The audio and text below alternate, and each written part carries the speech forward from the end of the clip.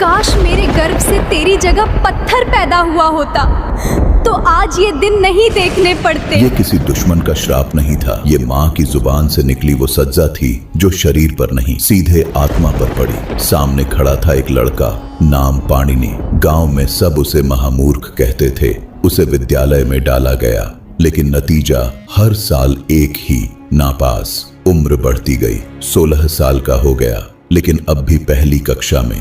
पिता रोज अपमान करते, इससे तो अच्छा मर ही जा। माँ शुरू में चुप रही, लेकिन एक दिन वह भी टूट गई और मुंह से निकल गया वो वाक्य जिसने उसकी आत्मा जला दी। उस दिन पाणिनि के भीतर कुछ हमेशा के लिए टूट गया। उसने फैसला किया, अब जीना नहीं है।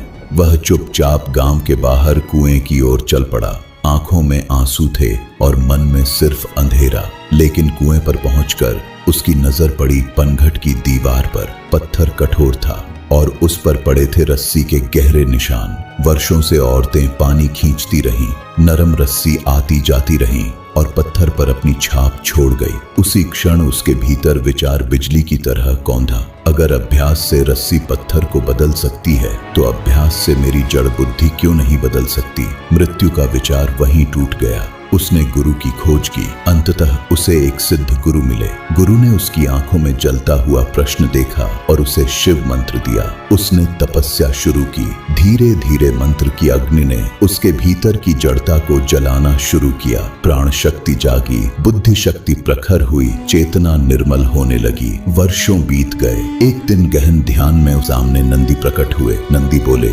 शिव समाधि में हैं, तुम साधना करते रहो। जब वे उठेंगे, डमरू बजाएंगे, उस नाद से हर साधक को वही मिलेगा जिसकी वह पात्रता रखता है। पाणिनि अडिग बैठा रहा। समय बीतता गया और फिर वह दिव्य क्षण आया। ब्रह्मांड जैसे थम गया। नटराज शिव प्रकट हुए। उन्होंने तांडव आरंभ किया। आकाश कांप उठा, दिशाएं गूंज उठी और 14 बार डमरू बजा।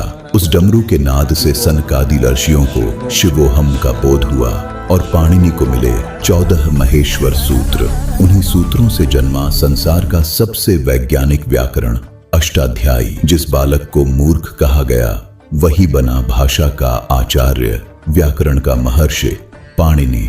कमेंट में ओम नमः शिवाय जरूर लिखें।